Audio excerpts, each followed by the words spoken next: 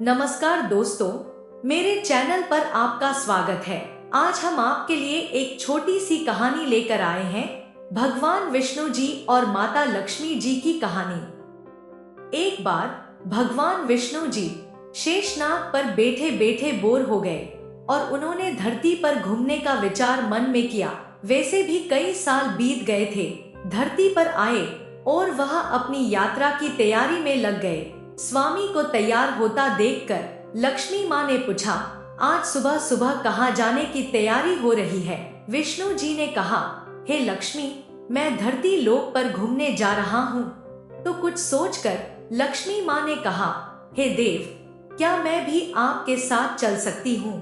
भगवान विष्णु ने 2 पल सोचा, फिर कहा, एक शर्त पर तुम मेरे साथ चल सकती हो, लेकिन तुम धरती पर पहुंचकर उत्तर दिशा की ओर बिल्कुल मत देखना। इसके साथ ही माता लक्ष्मी ने हाँ कह के अपनी बात मनवा ली। और सुबह सुबह माँ लक्ष्मी और भगवान विष्णु धरती पर पहुंच गए।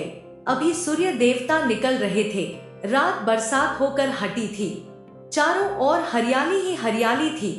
उस समय चारों ओर बहुत शांति थी और धरती बहुत ही सुंदर दिख रही थी।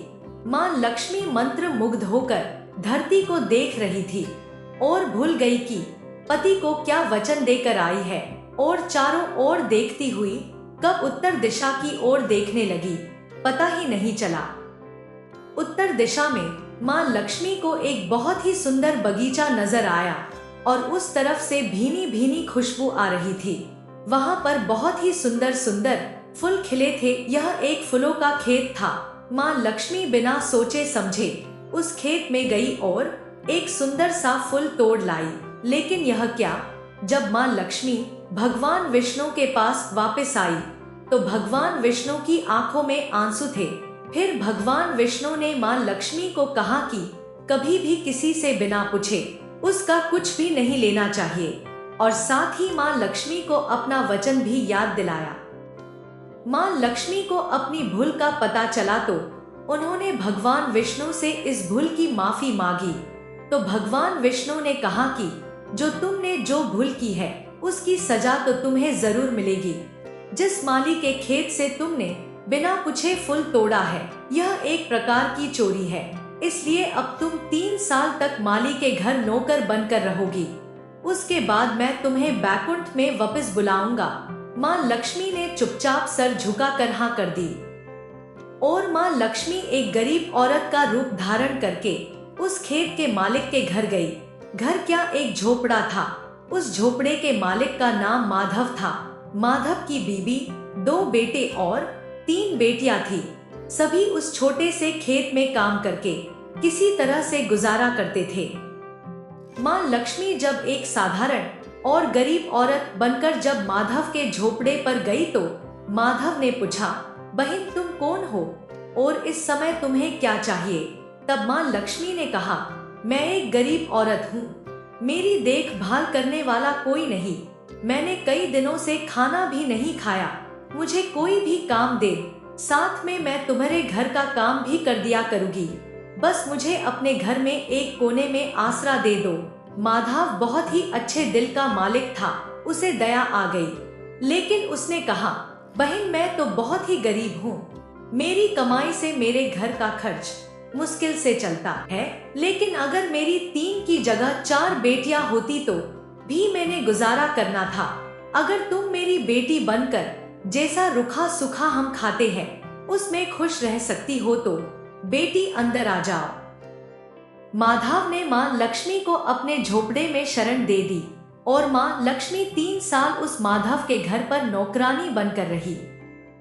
जिस दिन माँ लक्ष्मी माधव के घर आई थी उससे दूसरे दिन ही माधव को इतनी आमदनी हुई फूलों से कि शाम को एक गाय खरीद ली। फिर धीरे धीरे माधव ने काफी जमीन खरीद ली और सब ने अच्छे अच्छे कपड़े भी बनवा लिए और फिर एक बड़ा पक्का घर भी बनवा लिया। बेटियों और बीबी ने गहने भी बनवा लिए और अब मकान भी बहुत बड़ा बनवा लिया था।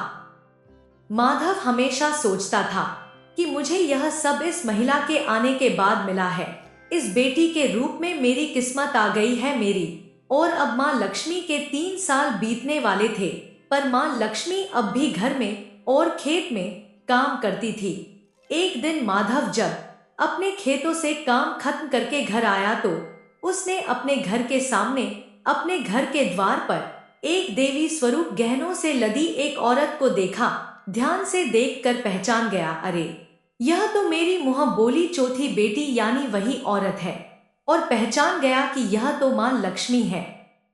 अब तक माधव का पूरा परिवार बाहर आ गया था और सब हैरान होकर माँ लक्ष्मी को देख रहे थे। माधव बोला, हे माँ, हमें माफ कर दो, हमने तेरे से अनजाने में ही घर और खेत में काम करवाया है। हे माँ, यह कैसा अपराध हो गया। हे माँ, हम सबको माफ कर दे। अब माँ लक्ष्मी मुस्कुराई और बोली, हे माधव, तुम बहुत ही अच्छे और दयालु व्यक्ति हो। तुमने मुझे अपनी बेटी की तरह से रखा, अपने परिवार के सदस्य की तरह तुमने मुझे समझा। इसके बदले मैं तुम्हें वरदान देती हूँ कि तुम्हारे पास कभी भी खुशियों की और धन की कमी नहीं होगी। तुम्हें सारे सुख मिलेंगे जिसके तुम हकदार हो। और फिर माँ अपने स्वामी के द्वारा भेजे रथ में बैठकर बैकुंठ चली गई। अगर आपको हमारी वीडियो अच्छी लगती है तो कृपया लाइक और सब्सक्राइब करें। हमेशा खुश रहो। धन्यवाद।